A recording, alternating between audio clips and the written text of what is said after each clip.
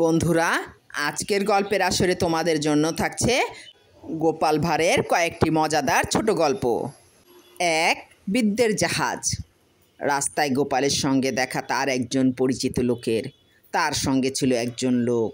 সে গোপালের সঙ্গে তার পরিচয় করিয়ে দিতে বলল, এই ভদ্রলোককে চেনো? এর নাম বিদ্যাচরণ পণ্ডিত, একেবারে বিদ্যার জাহাজ। তোমার মতো গবেট নন। গোপাল এতে মোটেই বিচলিত না হয়ে বেশ শান্তভাবেই বলল, বিদ্যের জাহাজকে রাস্তায় রেখেছেন কেন?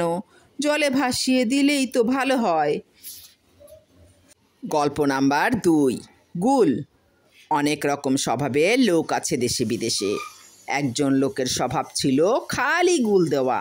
সে একদিন গোপালকে বলল, গোপাল, আজ পুকুর থেকে যাই একটা রুই মাছ ধরেছি না, তোমাকে হাত দিয়ে তার সাইজ বোঝানো যাবে না। গোপাল লোকটাকে খুব ভালোই চিনত, তাই আর কিছু না বলে একটু মুচকি হাসল। গোপালকে হাসতে দেখে লোকটি বলল, আমার কথা বিশ্বাস করলে না তো? গোপাল বলল, আপনি যখন বলছেন তখন কি আর অবিশ্বাস করতে পারি? বরং নিজে চোখে দেখলে আমি অবিশ্বাস করতাম। গল্প নাম্বার ৩, চক্ষুরত্ন। গোপালের এক বন্ধুর বাবার শ্রাদ্ধে গোপাল নিমন্ত্রিত হয়ে গিয়েছে। কিছু একটা বলতে হয়, তাই গোপাল বলল, ভাই, তোমার বাবার কিভাবে মৃত্যু হলো? বন্ধু বলল, বেকায়দায় বল্লমের খোঁচা খেয়ে মারা গিয়েছেন। গোপাল বলল, কোথায় খোঁচা লেগেছিল? বন্ধু বলল, চোখের একটু দূরে। গোপাল বলল, দুঃখ করো না ভাই, তবু চোখটা তো বেঁচে গিয়েছে। চোখে লাগলে কি হতো বলো তো? চোখ বলে কথা, ভগবানের অশেষ দয়া বলতে হবে। গল্প নাম্বার ৪, উচিত জবাব।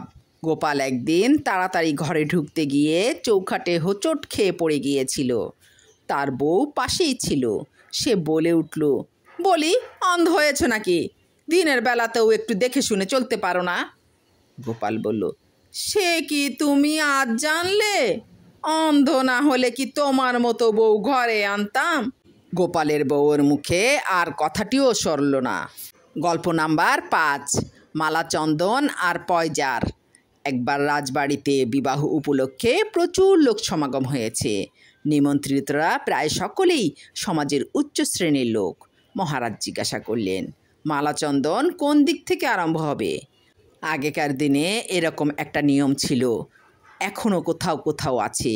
গোপাল সঙ্গে সঙ্গে উত্তর দিল, আমার দিক থেকেই আরম্ভ হোক মহারাজ। মহারাজ গোপালের স্পর্ধা দেখে ভীষণ রেগে গিয়ে বললেন, বেটার স্পর্ধা দেখেছ? এই কে আছিস, ওকে ঘা কত পয়জার মারত?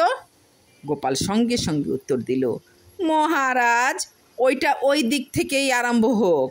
গোপালের এই রসিকতায় মহারাজ এবং উপস্থিত সকলেই হেসে ফেললেন এবং গোপালের উপস্থিত বুদ্ধির সবাই খুব প্রশংসা করলেন।